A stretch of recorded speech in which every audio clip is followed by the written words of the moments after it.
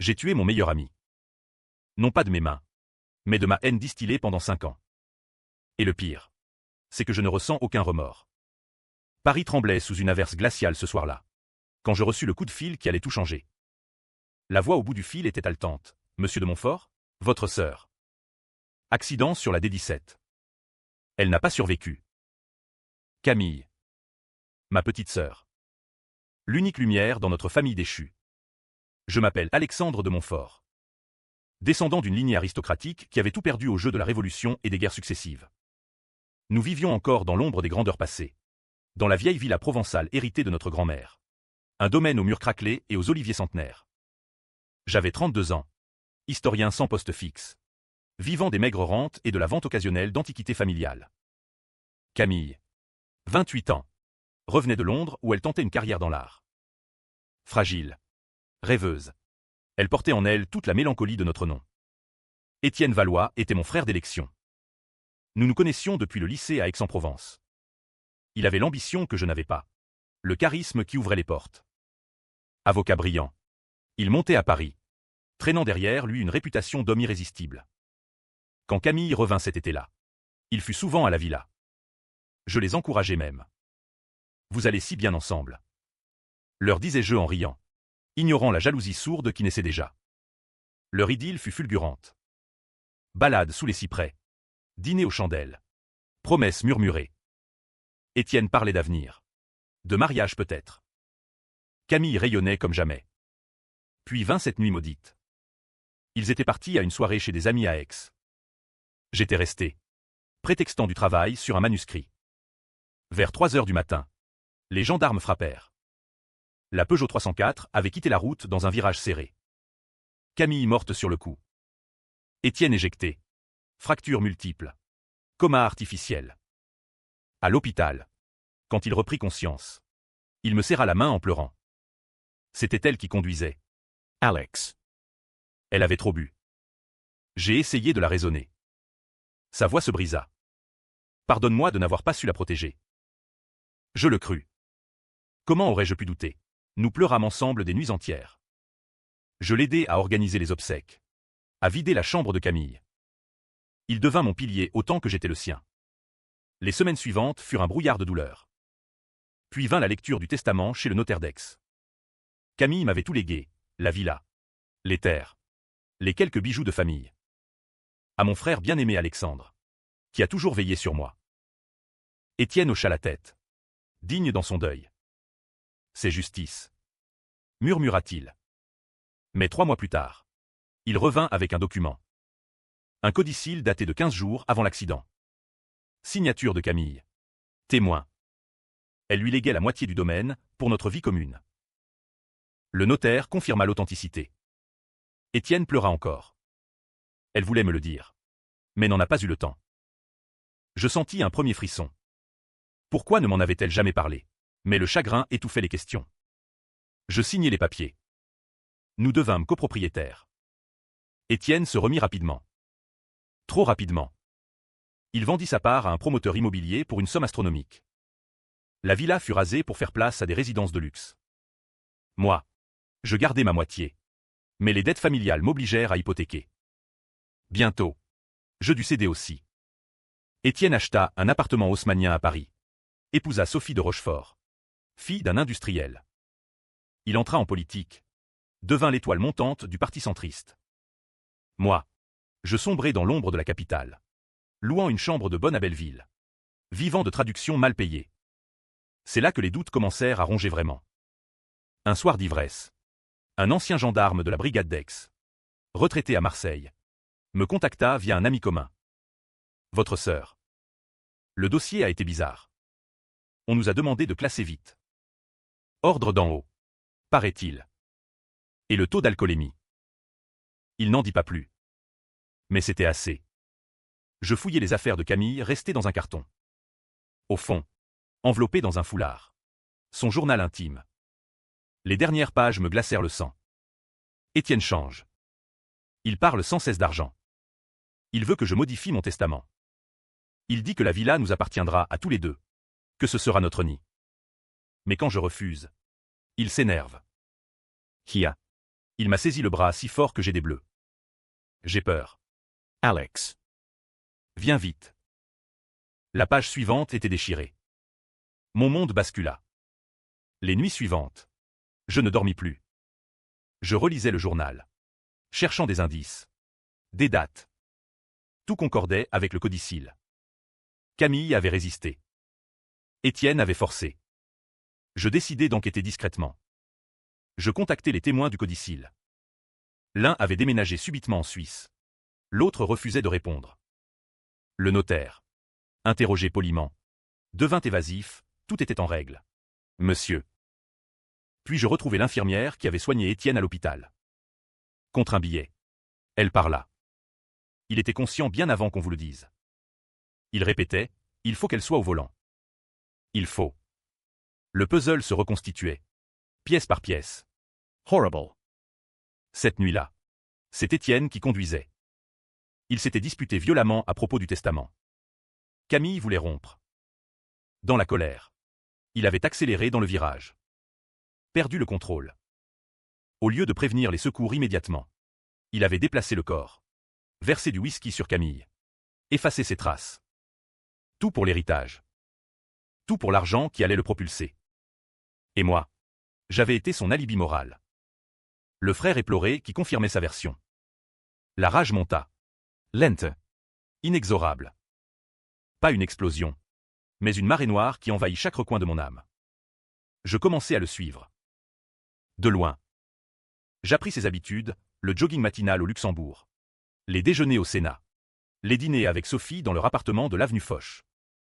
Il avait 2 enfants maintenant. Une vie parfaite. Je pris un petit emploi de serveur dans un restaurant qu'il fréquentait. Invisible parmi les uniformes noirs. J'écoutais. Il riait fort. Serrait des mains. Promettait des faveurs. Un soir. Il vint avec un ministre. Je servis le vin. Nos regards se croisèrent une fraction de seconde. Il ne me reconnut pas.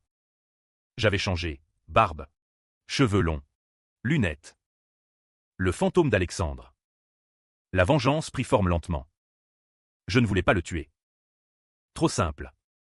Je voulais qu'il perde tout. Comme moi. Qu'il goûte à la chute. Première étape, Sophie. Je rédigeai une lettre anonyme. Photocopie de page du journal. Envoyée depuis Lyon. Juste assez pour semer le doute. Demandez-lui la vérité sur Camille de Montfort. Sophie reçut d'autres ensuite. Des enregistrements trafiqués de conversations où Étienne parlait argent avec cynisme. Des photos de lui avec sa maîtresse du moment. Le mariage vacilla. Étienne devint nerveux. Il engagea un détective pour traquer l'expéditeur. En vain. Puis je passai à sa carrière. Des fuites anonymes à la presse, soupçons de corruption dans un dossier qu'il avait défendu. Rien de prouvé. Mais assez pour que les journaux titrent. Son parti le mit en retrait. Il maigrit. Perdit son éclat. Un soir. Il apparut devant ma porte à Belleville. Costume froissé. Yeux injectés de sang. Alex. Il faut qu'on parle. Je le fis entrer. L'appartement était exigu. Mal chauffé. Étienne s'assit sur l'unique chaise. Les mains tremblantes. C'est toi. N'est-ce pas? Les lettres. Les rumeurs. Tout. Je ne répondis pas immédiatement. Je versai 2 verres de cognac bon marché. Pourquoi crois-tu ça? Parce que personne d'autre ne sait. Pour Camille. Je le regardai droit dans les yeux. Et si c'était moi, qu'est-ce que ça changerait? Il avala son verre d'un trait. Écoute. Alex. À l'époque. J'étais désespéré. Ta famille coulait. La villa était la seule issue. Camille. Elle hésitait. Je l'ai convaincue. Fermement. Convaincu, ou forcé. Il baissa les yeux. J'ai élevé la voix. Je l'ai secouée. Elle a signé. Mais le codicille est légal. Et l'accident? Silence pesant. On s'est disputé dans la voiture. Elle voulait tout annuler. Elle criait. J'ai accéléré pour lui faire peur. Le virage est arrivé trop vite. Il pleurait maintenant. Je ne voulais pas la tuer. Quand j'ai repris conscience, elle était. J'ai paniqué. J'ai déplacé le corps. Inventer l'histoire de l'alcool. Les mots sortaient enfin. La confession que j'attendais depuis 5 ans. Je sortis mon téléphone. L'enregistrement tournait depuis son arrivée. Pourquoi me dire ça maintenant? Parce que tu me détruis. Sophie veut divorcer. Le parti me lâche. Si je vais en prison, autant que ce soit pour la vérité. Je souris froidement. Tu iras en prison, Étienne. Mais pas pour la vérité. Pour ce que je vais en faire. Il pâlit. Qu'est-ce que tu vas faire? Je sortis le revolver familial. Il bondit. Mais je fus plus rapide. Je le bâillonnai. L'attachai. La cave de l'immeuble devint sa prison temporaire. J'envoyai l'enregistrement découpé à la police. Aux journaux. À Sophie. Le scandale éclata. Arrestation spectaculaire, avenue Foch. Menottes. Caméra. Le procès fut un cirque médiatique. L'avocat déchu accusé d'homicide et de falsification. Mais pendant l'instruction, le twist surgit. Les experts graphologues examinèrent le journal de Camille. Verdict. Certaines pages avaient été ajoutées postérieurement. L'écriture imitée avec talent. Mais pas parfaite. Les passages les plus accablants, les menaces physiques. La peur explicite, étaient faux. J'avais trafiqué le journal. Amplifié la vérité pour en faire un monstre. La réalité était plus grise. Camille et Étienne s'étaient disputés. Oui.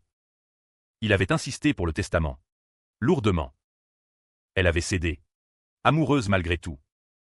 Cette nuit-là, elle avait bu. Beaucoup. Pour noyer sa culpabilité d'avoir trahi mon héritage exclusif. La dispute avait dégénéré. Étienne conduisait trop vite. Mais elle l'avait griffé. Distrait. L'accident était partagé. Pas un meurtre froid. Étienne avait paniqué. Maquillé la scène. Oui. Mais pas prémédité. Le procureur requalifia en homicide involontaire et entrave à la justice. Étienne écopa de 10 ans. Moi. J'évitais les poursuites pour faux. Manque de preuves directes. Mais la presse me crucifia. Le frère vengeur qui a manipulé la justice. L'opinion publique se divisa.